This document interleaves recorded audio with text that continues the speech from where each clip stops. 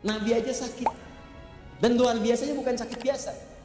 Nabi Ayub itu orangnya luar biasa, keluarganya sejahtera, istrinya cantik, menemani setia pada beliau, anaknya 12. Keluarga sejahtera, orangnya kaya, asetnya banyak, punya kebun, punya hewan-hewan ternak, kaya, sempurna hidupnya luar biasa. Nabi, Rasul, dekat dengan Allah, keluarga sejahtera, aset banyak. Diuji oleh Allah dengan 3 ujian di 3 hari berbeda.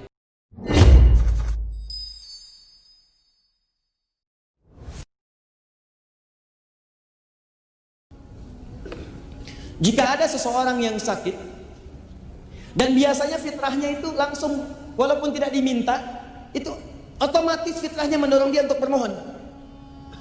Apalagi kalau penyakit itu kemudian sudah mulai menyakiti dirinya, sudah mulai nggak enak, sudah mulai tidak nyaman, bahkan dokter mengatakan ini sulit obatnya, maka saya katakan, demi Allah saya katakan, pasti fitrah dalam hati kita akan mendorong kita untuk bermohon kepada Allah Subhanahu Wa Taala. Dan itu memang sudah takdir Allah menjalankan kita untuk menyebut namanya, untuk membuktikan kepada kita, hei, saya pernah berjanji kepadamu, kalau kamu sakit saya sembuhkan. Saya berjanji kepadamu, kalau kamu butuh saya berikan. Sekarang kamu minta kepada saya pun akan berikan apa yang pernah saya janjikan. Maka diberilah contoh oleh Allah langsung dalam Al-Quran yang Anda mungkin tidak akan bisa mengelaknya lagi. Contoh ini diberikan langsung satu penyakit, yang penyakit ini disebutkan dalam riwayat tidak akan pernah dirasakan oleh orang setelahnya dan tidak pernah dialami oleh orang sebelum beliau ini. Jadi Allah langsung turunkan penyakit tingkat tinggi yang kata manusia sulit ada obatnya dan bahkan tidak akan pernah dialami oleh siapapun. Penyakitnya langsung disebutkan yang paling tinggi sehingga Anda nanti tidak akan bisa berkhayal lagi. Kalau yang tinggi ini aja disembuhkan kata Allah, apalagi yang kurang daripada ini. Dan di ujung ayatnya, kalau ada orang yang mengamalkan amalan yang sama seperti ini, maka saya akan sembuhkan kata Allah seperti saya sembuhkan penyakit yang berat ini. Yuk kita mulai ayatnya. Wa Ayyuba. Sebentar, masih ada waktu? Oh sudah lewat jam 9. Boleh tambah 30 menit? Boleh ya? Baik, kita sesuaikan supaya kita agak cukup waktunya. Dah fokus, sekarang kita fokus ke pembahasan ya. Wa Ayyuba. Gak usah diikuti. Ini bukan doanya, ini ayatnya mau saya kisahkan ya. Bukan doanya. Wa Ayyuba, dan saya akan buka kata Allah kisah tentang Ayyub alaihissalam. Contohnya Nabi Ayyub. Tahan. Biasanya dalam kaidah kalau ada kalimat pertama disebutkan dalam urutan bahasa Arab, baik dalam Al-Quran, dalam hadis atau yang lain, itu normalnya menggunakan dhammah u. Disebut dengan mubtada. Al-masjidu kabirun, harakatnya u. Setiap kalimat di awal kata harakatnya menggunakan u. Tapi yang menarik ini menggunakan fathah. Maka Anda membacanya harus dengan menggunakan ilmu balaghah. Setidaknya ada turunan nanti di fikih lughat untuk membahas tentang makna harakat. Jadi nanti di bahasa Arab itu setiap harakat dalam bahasa Arab itu punya makna, ada artinya. Fathah kenapa disebut fathah? Kasrah kenapa disebut kasrah? Dhammah kenapa disebut dhammah? Ada kaitan dengan bacaan, ada kaitan dengan makna-makna tertentu sesuai dengan konteks kalimatnya. Kalau disebutkan fathah, ingat setiap kalimat harakatnya fathah, biasanya ini menunjuk satu kejadian. Kalau pada pekerjaan yang berlangsung di masa lampau, yang kisahnya dibuka untuk menjadi inspirasi di masa depan. Saya ulang, kalau ada kalimat kata kerja atau misalnya sifatnya benda, baik itu manusia atau kejadian tertentu, harakatnya menggunakan fathah a di atas a, ini menunjukkan fathah sesuatu yang terbuka. Kejadian itu pernah terjadi di masa lalu, dibuka oleh Allah untuk memberikan inspirasi bagi orang di masa depan. Seakan-akan terjemahannya kurang lebih demikian. Wa Ayyuba, sekarang kami akan buka kisah Ayyub alaihissalam. Pernah terjadi di masa lalu. Ayyub diuji dengan satu ujian, dan ujian ini kami akan jadikan inspirasi bagi orang di masa depan. Kalau mereka mengamalkan seperti apa yang dikerjakan oleh Ayyub alaihissalam, maka kami pun akan berikan anugerah seperti Nabi Ayyub mendapatinya. Apa ujiannya? Teruskan ayatnya. Idnada rabbahu anni massaniyadh-dhurru wa anta arhamur rahimin. Yuk kita mulai rahasia terbesar. Saya hapus ini dulu. Yuk rahasia cepat. Anni massaniyadh-dhurru, ya Allah, saya sakit. Jadi Nabi Ayub itu di ayat ini dilukiskan diuji dengan penyakit. Pak, Bu, Nabi aja sakit. Masa kita yang bukan Nabi gak mau sakit? Nabi aja sakit. Dan luar biasanya bukan sakit biasa. Nabi Ayub itu orangnya luar biasa, keluarganya sejahtera, istrinya cantik, menemani setia pada beliau, anaknya 12. Keluarga sejahtera, orangnya kaya, asetnya banyak, punya kebun, punya hewan-hewan ternak, kaya, sempurna hidupnya luar biasa. Nabi, Rasul, dekat dengan Allah, keluarga sejahtera, aset banyak. Diuji oleh Allah dengan 3 ujian di 3 hari berbeda. Hari pertama hancur semua asetnya, habis. Maaf, kebun-kebun terbakar, binatang ternaknya mati semua. Dalam sehari, habis semua, bangkrut. Apakah mengeluh? Tidak. Coba cek antum. Nabi Ayub, Nabi Rasul dekat dengan Allah, bisnisnya habis semua, asetnya habis. Begitu habis, tidak pernah ada keluhan, ibadah meningkat. Antum Nabi bukan, Rasul bukan. Baru keluar dari masjid, hilang sandal aja udah ribut. Ini sandal saya Pak, sandal saya, sandal berharga itu. Sandal apa sih Pak? Sandal jepit. Apa yang terjadi? Ningkat ibadahnya. Hari kedua, tambah lagi ujian kedua. Apa itu? Anaknya yang 12 wafat dalam sehari. Ini 1, 2, 3, ini tidak. Sehari wafat semua, 12 orang. Apakah bersedih? Wajar ada rasa sedih. Tapi kesedihan itu dibawa untuk meningkatkan ibadah. Dekat kepada Allah. Hari ketiga, diuji dengan penyakit yang penyakit itu tidak pernah dialami oleh orang sebelumnya. Dan konon disebutkan tidak akan dirasakan oleh orang setelahnya.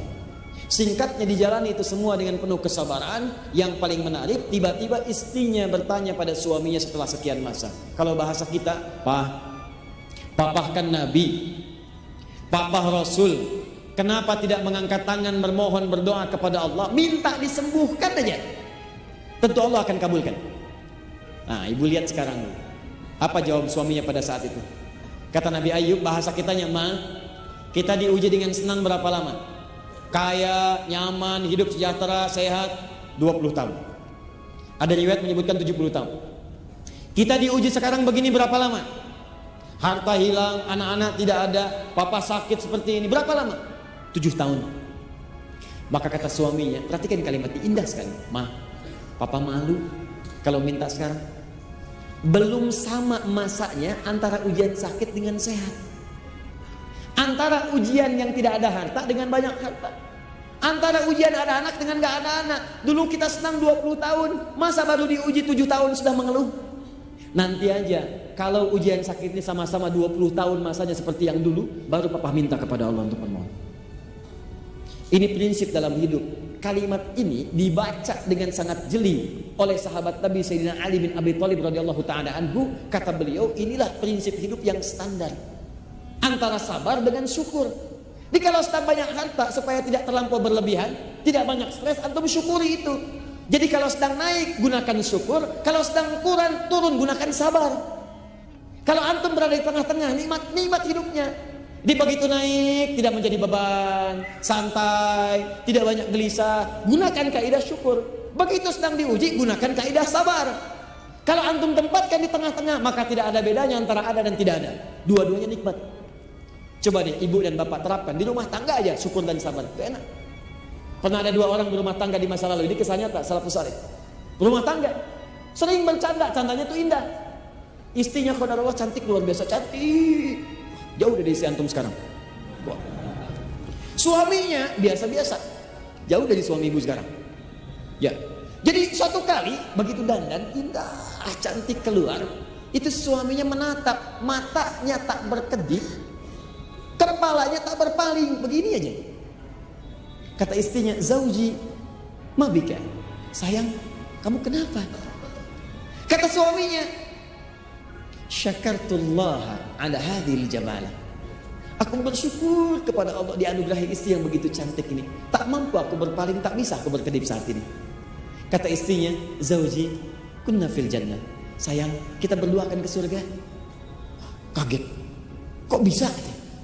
Kata istrinya, kamu bersyukur mendapati aku cantik begini, dan aku pun bersabar mendapati kamu seperti ini. Kamu bersyukur mendapati aku cantik begini, aku pun bersabar mendapati kamu seperti ini. Keduanya ketawa, indah. Satu menerapkan kaidah syukur, dua menerapkan kaidah sabar. Dan dua-duanya tertawa, gembira, walaupun memang nyelekit kata-katanya. Tapi gak ada pertentangan. Ya sama persis dengan kaidah ini. Nanti setelah 20 tahun baru papa minta. Dianggap semua sama. Sakit dengan sehat itu ujian. 1 syukur, 2 sabar. Kaya dengan biasa itu ujian. Kalau di atas kita syukur, kalau di bawah kita sabar. Maka hidup seperti itu akan tenang. Tapi yang jadi masalah, penyakit itu mulai sudah mengganggu fisik sehingga tidak sempurna ibadah. Kunci pertama. Saya buka kuncinya. 1. Penyakit ini sudah mulai melukai fisik dan mengganggu kesempurnaan ibadah. Jadi yang menyerang itu bukan penyakit biasa lagi. Ke tangan sudah nggak bersempurna gerak, ke kaki sudah melukai, ke kepala mulai terasa. Sehingga ketika akan ibadah, rasanya ini kurang sempurna ibadah ini. Dalam bahasa Arab, sesuatu yang sudah berpengaruh kepada fisik dan sifatnya sudah mulai terasa bahkan melukai, itu disebut dengan durrun namanya. Durrun. Jamaknya disebut dengan darar. Kalau biasa-biasa memang menimpa, teralami, tapi kita masih merasakan biasa. Sholat lancar, aktivitas nyaman, pusing dikit-dikit, keseleo yang tidak banyak pengaruh. Maka orang Arab mengatakan ba'sun, jamaknya ba'sa. Ba's. Mau datang ke kajian, hujan rintik-rintik, bisa anda lewati, gampang ini. Kena juga nggak apa-apa, nggak terlampau basah, lewat. Kata orang, hujan nazil matar. Kata antum, la ba's. Orang Arab mengatakan la ba'sa, gak ada masalah, ringan. Orang Indonesia gak usah panjang-panjang, labas. La ba'sa, labas, lewat. Masuk. Nah biasanya kalau orang masih standar-standar, jarang-jarang berangkat, baru pertama kali diuji dulu begini. Allah gak akan langsung naikkan pada tingkat tinggi. Sehingga dengan demikian nanti ada tahapan-tahapan mengalami ujian. Begitu antum lulus, hebat. Kalau kurang lulus, diuji lagi supaya mantap. Papa mah mau berangkat ke pengajian, bagus. Begitu mau berangkat, hujan. Hujannya rintik-rintik. Bang gak jadi ya hujan. Tapi kan ada payung pak. Takut teriak. Oh, bilang aja gak mau kan. Dibahas. Hujan deras, kencang. Sudah mulai membuat tubuh kita basah. Kadang-kadang ada petir. Sudah mulai membuat keadaan kita sudah tidak kondusif. Basah, keadaan sudah menimpa fisik. Kadang-kadang datang membawa penyakit. Kalau sudah berpengaruh kepada fisik dan bahkan melukai, itu disebut dengan durun namanya ini. Penyakit Nabi Ayub pada saat itu sudah mulai kemudian menyakiti tubuhnya, sehingga beliau mengatakan, awas lihat kalimatnya, Ani masaniyadurru. Masa itu artinya sesuatu yang sudah menyentuh secara total. Jadi sakitnya bukan cuma di kepala, terasa ke semuanya. Tapi catatannya sudah mulai mengganggu saya ibadah. Jadi penyakit itu dibawa kepada suasana mengganggu ibadah. Keibadah. Jadi sepanjang sakit saya ini, saya alami, saya terima. Kalau ibadah saya gak terganggu, saya biasa aja, saya jalani. Saya bisa sholat, ya saya bisa berdoa, normal. Tapi kalau sudah mengganggu kepada ibadah saya, baru kemudian bermohon kepada Allah. Kaidah yang pertama, jika antum ingin bermohon cepat ingin dikabulkan oleh Allah, maka bawalah doa itu pada kepentingan ibadah. Maka akan disegerakan.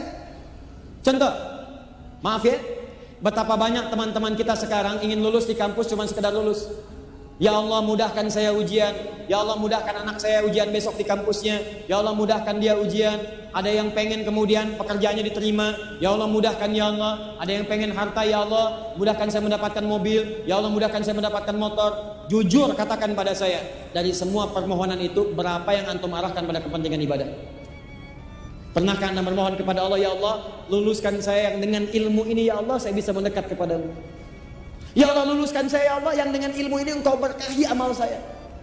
Ya Allah anugerahkan saya kendaraan ya Allah yang dengan itu saya bisa gunakan untuk mencari yang halal. Saya bisa pakai untuk ke taklim, saya bisa pakai untuk ke masjid. Ya Allah anugerahkan saya harta supaya bisa zakat. Ya Allah anugerahkan saya harta supaya bisa haji, bisa umrah. Betapa banyak orang meminta hanya untuk kepentingan dunia saja. Apakah dilarang? Tidak. Cuman sayang antum tidak akan mendapatkan dua hal. Satu bagian akhiratnya dan kedua percepatan untuk jawabannya. Yang minta dunia Al-Baqarah ayat 200 paling kanan sebelah bawah. Lihat kalimatnya.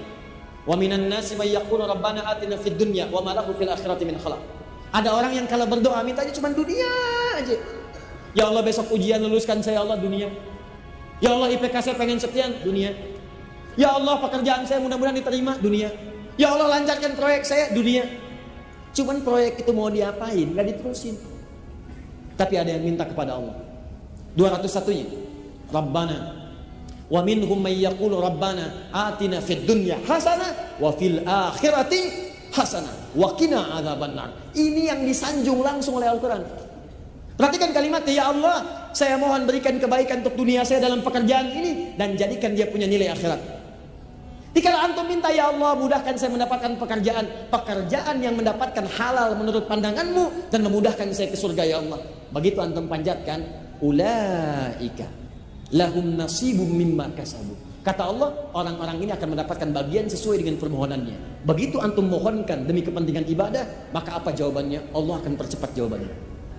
Nanti kita lihat ayat 84. Jadi pertama, kaidah doa itu, kalau bermohon kepada Allah, jangan cukupkan dengan dunia, tapi arahkan kepada kepentingan ibadah. Jelas ya?